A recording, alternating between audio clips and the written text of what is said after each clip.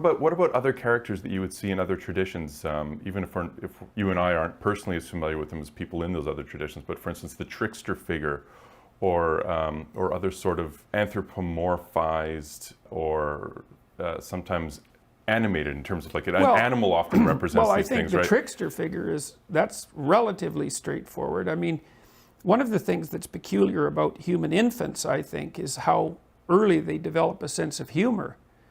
Like, it's really remarkable because there's some weak evidence, I suppose, that other animals have a sense of humor, but it's pretty, I mean,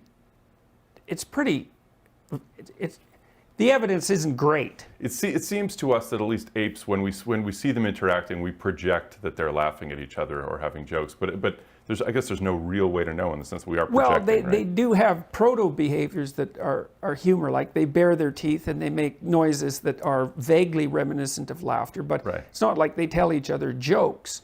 It's not like they do things that are funny for each other or any of that. I mean, that just doesn't happen. Now, it's conceivable that if an ape falls flat on its face, that there's a dominance hierarchy reaction to that, which is to bare the teeth and to look predatory, something like that. And maybe that's part of the proto-development of a sense of humor. I'm going to watch slapstick comedy in a completely new way now. So, but human infants develop a sense of humor unbelievably early, and the smiling is part of the social bonding, and little kids are tremendously funny. Like, they get it. They get jokes really early, and they act out jokes and play tricks like very, very early.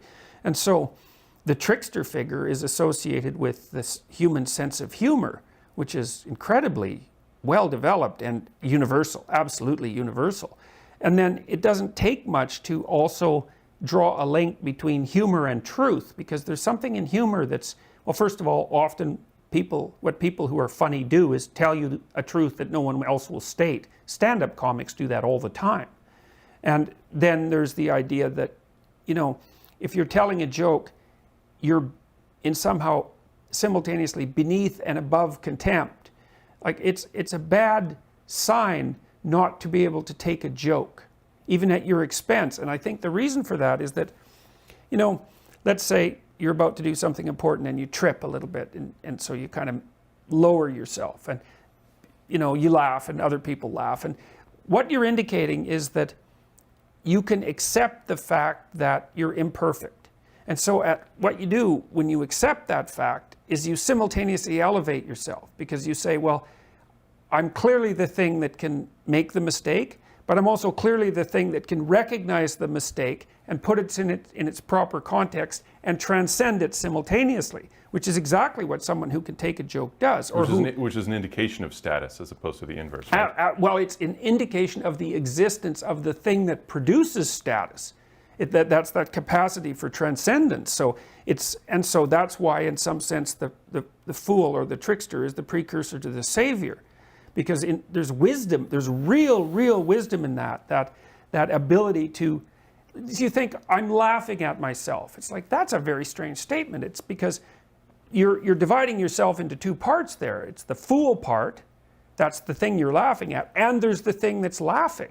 And you're privileging the thing that's laughing, and the thing that's laughing is the thing that can take the joke and move on. And people admire that, as they should, because it's an indication of your ability to transcend, to transcend your foolish limitations. And so it's very likely that the idea of the trickster will emerge, because the humorist is always on the cusp of between foolishness and wisdom, always. That's the right place for them. That's what stand-up comics do. You can just watch them. They're like, I saw Bill Cosby at one point in Edmonton, Alberta, 30 years ago or so, and he just came out with a cigar and sat on a stool, and he told truthful stories about his family. He had a good edge on them, and certainly included himself in the joke, but people in the audience were hysterical. The guy in front of me was laughing so hard that his wife had to keep elbowing him. I thought he was going to pass out.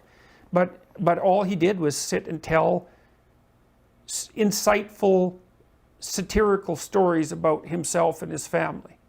And people love that. And that's why comedians are sort of canaries in the coal mine. You know, there was a comedian in Quebec a year or two who was charged by the Ontario or by the Quebec Human Rights Commission, which I thought was a very bad thing, because if you can't tolerate, it's tyrants who can't tolerate the comedian.